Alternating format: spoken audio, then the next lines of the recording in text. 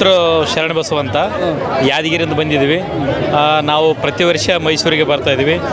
ವಿಶೇಷವಾಗಿ ಭಾರತ ಏನು ಹಲವು ಭಾಷೆಗಳು, ಹಲವು ಧರ್ಮಗಳು, ಹಲವು ಉಡುಗೆ ತೊಡುಗೆಗಳು ಕೂಡಿದಂಥ ಒಂದು ನಮ್ಮ ದೇಶ ಅದ.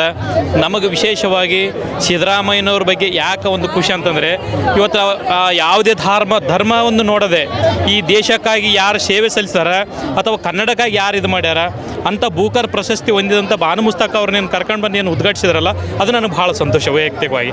ಯಾಕಂತಂದರೆ ನಮ್ಮ ವಿಶೇಷವಾಗಿ ಉತ್ತರ ಕರ್ನಾಟಕದಲ್ಲಿ ಯಾವುದೇ ಜಾತಿ ಧರ್ಮ ಏನಿಲ್ಲ.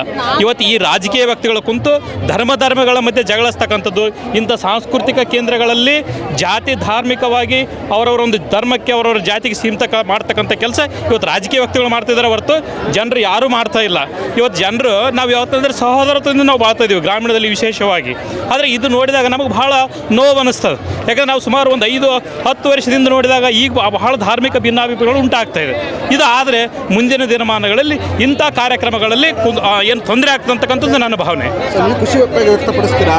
ಜಾತಿ ಗಣತೆ ಆಗಲಿ ಮತ್ತೆ ದಸರಾದ ಉದ್ಘಾಟನೆಯಲ್ಲಿ ಸಿದ್ದರಾಮಯ್ಯರು ತರಾತುರಿಯಾಗಿ ಡಿಸಿಷನ್ ತಗೊಂಡ್ರು ಅಂತ ಅದ್ರ ಬಗ್ಗೆ ನಂದು ವಿರೋಧ ಇದೆ. ಯಾಕಂತಂದರೆ ಜಾತಿ ಗಣತಿಗೆ ಸಮಯ ಕೊಡಬೇಕಾಗ್ತದೆ.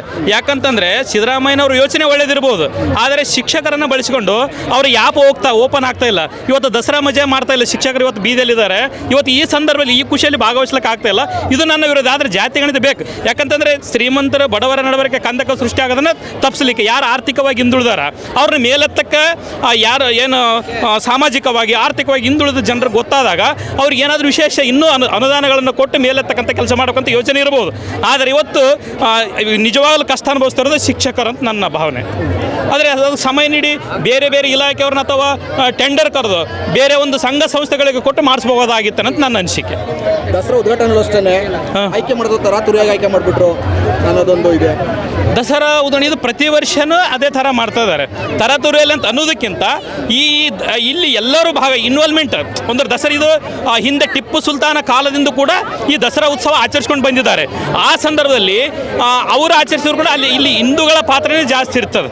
ಆದರೆ ಅದಕ್ಕೆ ಪ್ರತಿ ವರ್ಷ ಏನು ಹಿಂದಿನ ಸಲ KS ನಿಸಾರ್ ಅಹ್ಮದ್ ಅವರು ಕೂಡ ದಸರಾ ಉದ್ಘಾಟನೆ ಮಾಡಿದ್ದಾರೆ. ಇದೇನು ಪ್ರಥಮವಾಗಿ ಬೇರೆ ಧರ್ಮದವರು ಉದ್ಘಾಟನೆ ಮಾಡಿದಂಥದ್ದಲ್ಲ.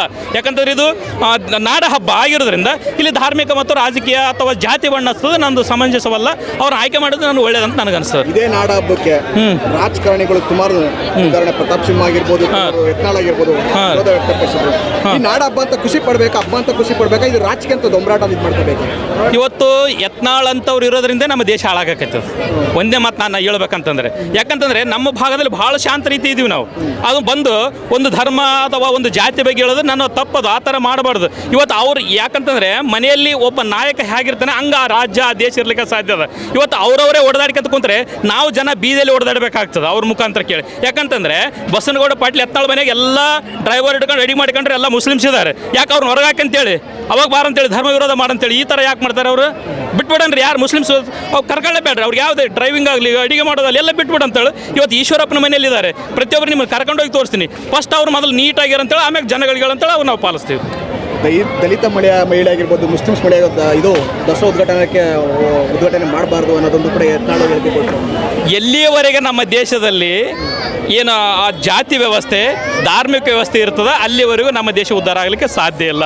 ಇಲ್ಲಿ ನಾವು ಮೇಲು ಕೀಳು ಅಂತಕ್ಕಂಥ ಭಾವನೆ ಇರೋದ್ರಿಂದಲೇ ಇವತ್ತು ಈ ಥರ. ಯಾಕಂದರೆ ಇವತ್ತು ನೋಡ್ರಿ ಜಾತಿ ಗಣತಿ ಬೇಡ ಅಂತಾರೆ. ಜಾತಿ ಗಣತಿ ಬೇಡ ಅಂತ ವಿರೋಧಿಸೋರು ಆ ಜಾತಿ ಹೆಸರು ಹೇಳಿ ಯಾಕೆ ವಿರೋಧ ಮಾಡಿದ್ರು? ಆ ದಲಿತ ಮಹಿಳೆ ಬೇಡ ಅಂತ ಯಾಕಂದ್ರೆ ಅವತ್ತು ಆ ಬಾಯಿಲೆ ಆ ದಲಿತ ಅಂತ ಬಂದಿರಲಿಲ್ಲ ಅಂತಂದರೆ ಸಿದ್ದರಾಮಯ್ಯನವರು ಇಂಥ ಕಾರ್ಯಕ್ರಮ ಮಾಡ್ತಿರ್ಲಿಲ್ಲ ಅನ್ನೋದು ನನ್ನ ಅನಿಸಿಕೆ. ಹೆಚ್ಚಿನ ವಿಡಿಯೋಗಳಿಗೆ ಪ್ರತಿಧ್ವನಿ ಯೂಟ್ಯೂಬ್ ಚಾನೆಲ್ ಸಬ್ಸ್ಕ್ರೈಬ್ ಮಾಡಿ, ಬೆಲ್ ಐಕಾನ್ ಕ್ಲಿಕ್ ಮಾಡಿ.